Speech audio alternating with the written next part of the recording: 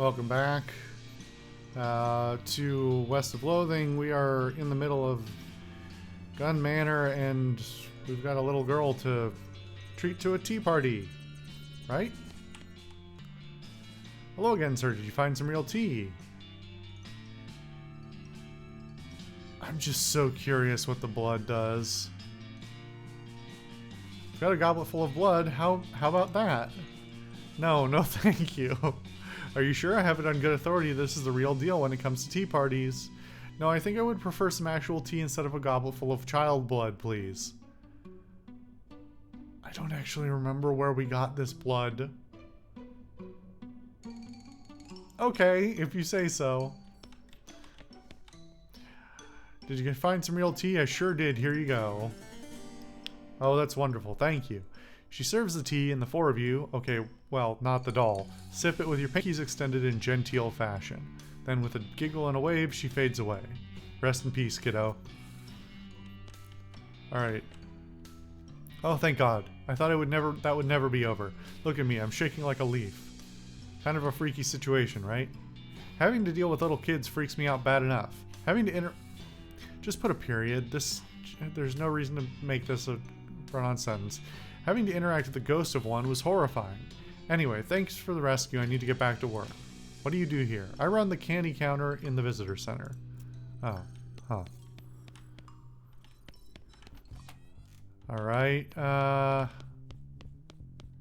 so we're done with that. We still need to find chalk for our queue. Let's go, oh, maybe it's like a chalky candy or something. Do you have some horrible candy? Candy counter is open thanks to your efforts to do some shopping.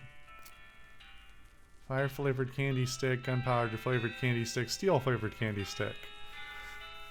Well, the trick to making this kind of candy is that once the sugar is completely melted, you just keep melting it forever. The secret ingredient that makes it taste like gunpowder is gunpowder. This candy is full of cast-off steel shavings from Mrs. Gunn's factory. I mean, these are very cheap and actually add some significant stats, so I'll take one of each. Why not?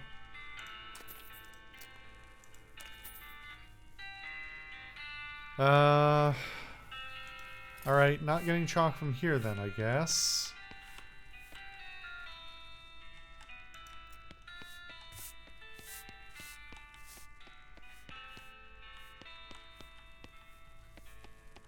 Alright, well...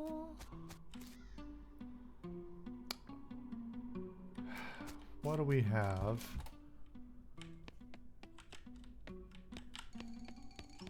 No chalk, no chalk, no chalk.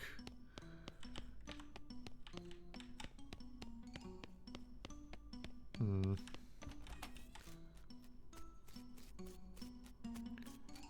don't suppose it was just in there and I didn't notice.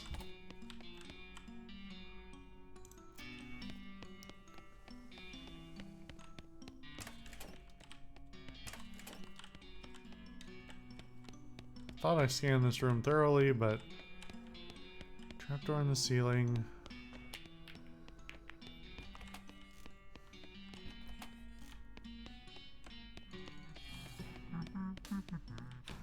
No chalk in here, huh?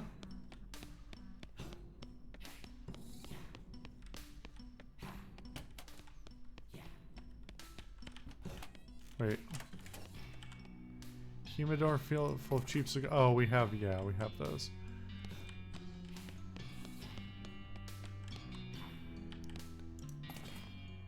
Manly's finest cotton candy schnapps. Must have only read the first part of the label before he decided to buy this. That's a little judgmental, actually.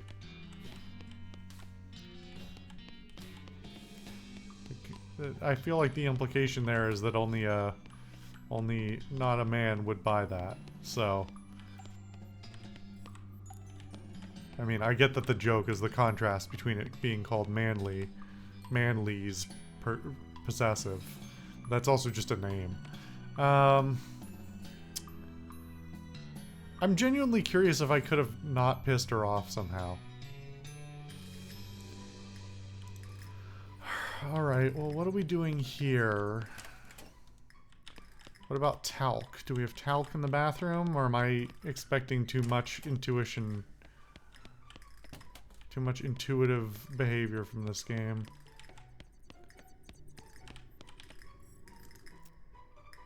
4 on the first floor, 2 on the second, and 2 on the third. Let's go talk to the, this person again. Hold on. So, yeah, it's just a painting of cans. I really need a can for the silencer.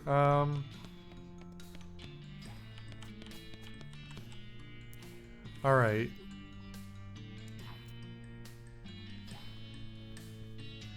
Duel is legal provided it's between two people. It's actually two people at a specific prearranged time and place using this at least the same or at least essentially similar weapons, and they have to face each other either down and quick draw the quick fire. That's the gist of it, yeah. So I guess let's start with you telling me the facts of the case, and I'll interrupt rudely if I have questions. Okay. Let me try and remember how this played out before. Cheating at poker.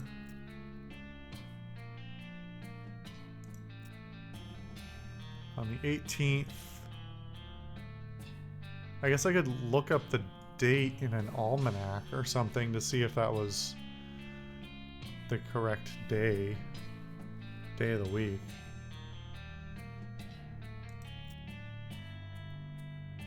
Shortly before noon, 30 feet for each other. The noon struck, McCready fired, fastened him to Tim's where he didn't get a shot off.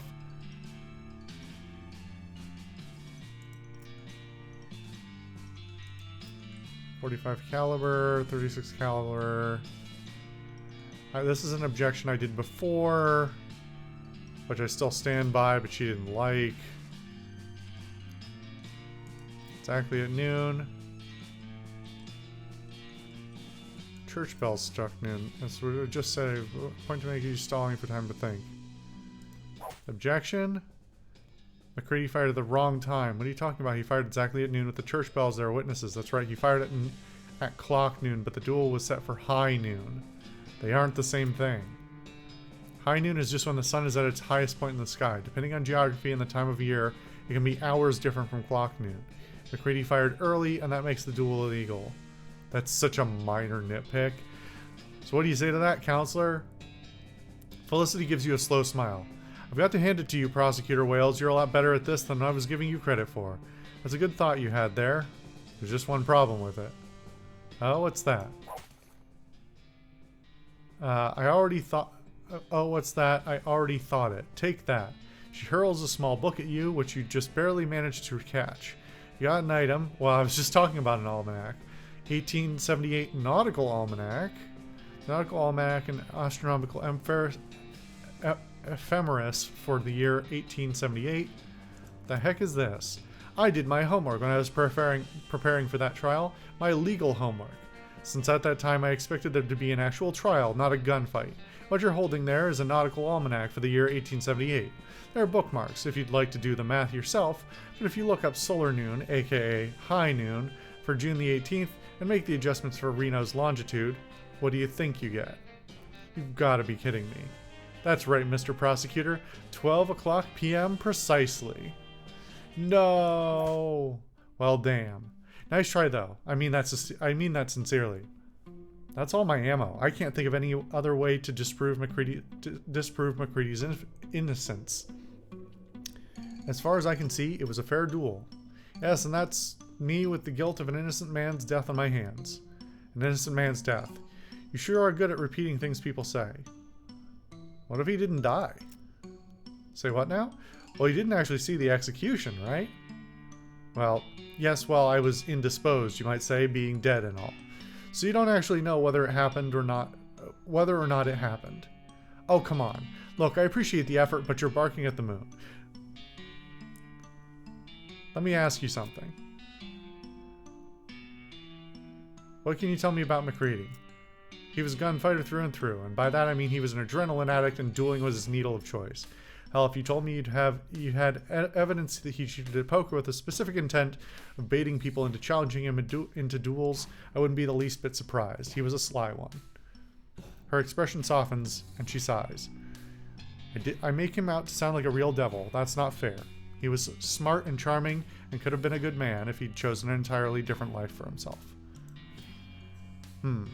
Anything else? While I recall he had a really good head for numbers. He told me that he'd never forgot a date, and every man he'd ever killed, he'd remember to pour a beer on their grave on their birthday. Well, that feels like it's a flag. Well, that's nice. A nicer birthday present would have been not having killed them in the first place, of course. Yep. Why did he invoke trial by combat? Assuming he was innocent, why would McCready invoke trial by combat? His case is pretty straightforward. A duel only worsens its odds. I was mighty surprised, let me tell you. The only thing I can figure it was his damnable sense of gunfighter's pride or something. Like that was the only form of justice he was willing to submit himself to. Was the trial right after the duel? The 19th? Ha! No. I don't know what Reno's like now, but it didn't have a proper courthouse then. And you can't try a murder charge in the sheriff's front parlor. Well, why not? I mean, that's how a lot of the things happened in the Old West. There wasn't a proper venue for a place, so yeah. McCready sat in jail for a couple of weeks, and then they transported him to Frisco. Well, with one thing and another, the trial didn't start until July 25th. Geez, so much for the right to a speedy trial. I mean, that's pretty fast, all things considered. The wheels grind slow. When was the execution? Well, we held the trial by combat on the 26th, and that was a Friday. They don't execute prisoners on the weekend, so presumably it would have been the following Monday, the 29th. In the morning?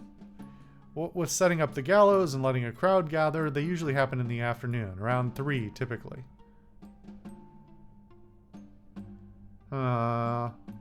These feel like things we can look up in the almanac.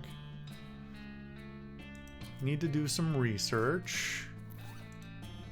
Look up a date in it. This book is almost entirely tables of numbers, labeling things like logarithm of the radius vector of the Earth. You could look up any day in the year 1878 in it, though who knows if you'll be able to figure out anything from what it gives you. What did they say? July 25th? Or 26th? That was the day Felicity Wainwright was killed in trial by combat. Sad, but there doesn't seem to be anything astronomically significant about it. January 19th? That was the original day, right? Wait. What was the... Now I don't remember. Shoot. Wait, was it?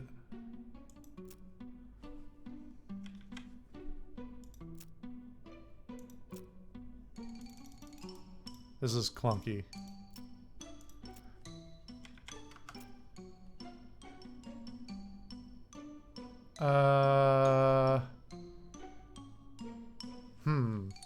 Hold on. Let me check my notes. I don't have a lot of notes for this.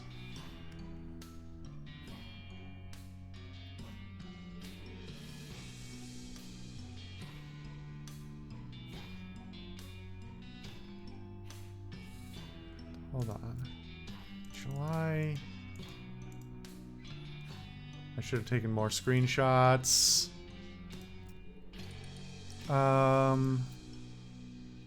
And then the trial by combat was on the 26th and the execution was supposed to be for the 29th?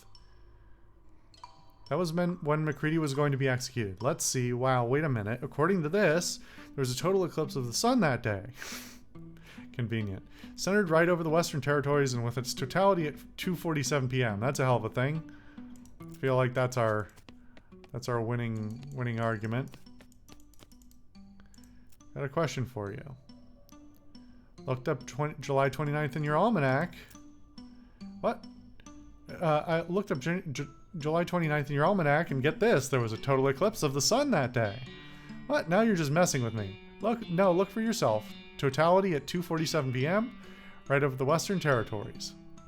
Well, that's quite a thing, but I don't see how that affects... Wait, unless you're suggesting... Right, it was the perfect opportunity for MacReady to escape. That's absurd. Absurd like a fox? You said you said yourself that MacReady was really good at remembering dates. He could have read about the eclipse at any time and stored that knowledge away for future use, like to give himself an advantage in a duel or something. Alright, that's reasonable as far as it goes, but MacReady couldn't have worked the eclipse into an escape plan because he didn't have any say over the court schedule. You said, with one thing and another, the trial didn't start until July 25th. MacReady could have caused any number of those delays himself, by faking illness in prison, or messing with the horses on the ride to Frisco, or anything. This could also explain the trial by combat. You mean there ended up being too much delay, so if a regular trial went on too long and he was found guilty, he'd have missed the eclipse? Exactly. Whereas if he called for trial by combat, everything would be resolved one way or the other, only one more day. Maybe you'd win and that'd be fine, but if you lost, he could use his escape plan. I have to admit, this is pretty compelling, but it's all maybes and what ifs. Yeah, maybe it happened, but maybe MacReady was rescued by leprechauns. Oh man, are there leprechauns in Frisco? You need some kind of hard evidence before this is any more than just a fun story. You need some kind of hard evidence before this is any more than just a fun story, is what I mean. Let me ask you something else. How can I find evidence of MacReady's escape? Well, I don't know that an escape even happened. True. Something like that would have been in the news for certain. See what I can find. Well, that feels like it's going to be in the library. Maybe? I'm hoping they might have a newspapers or something.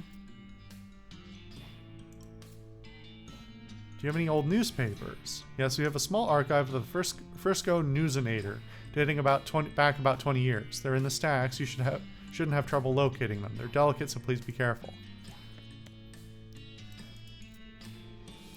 You find a few bundles of old newspapers at the bottom of one shelf, the Frisco Newsinator.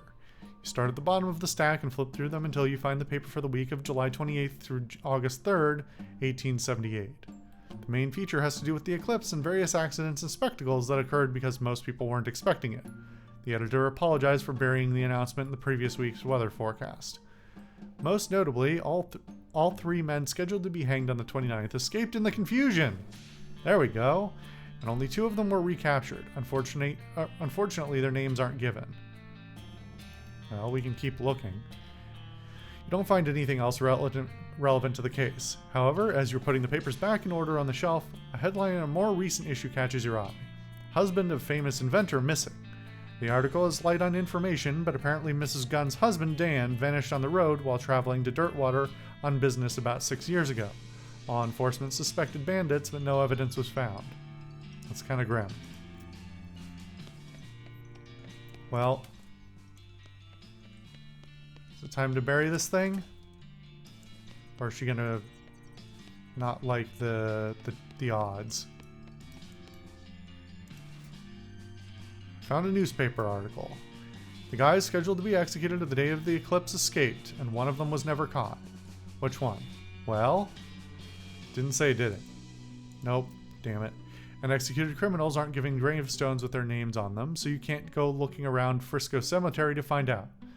Listen, Herb, I really appreciate what you're trying to do, but at this point you would have to actually find MacReady himself to prove he wasn't executed due to my failure. Well, I guess that's what I'll do then. Hey, Paul, are you MacReady? Is the ghost still there? If he's still there, I'll let you know. Okay, you're not MacReady. Alright. Presumably, MacReady is conveniently on the premises somewhere. I'm guessing probably working in the gift shop So we'll just have to ask about them.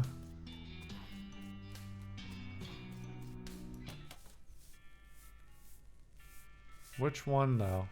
Which one?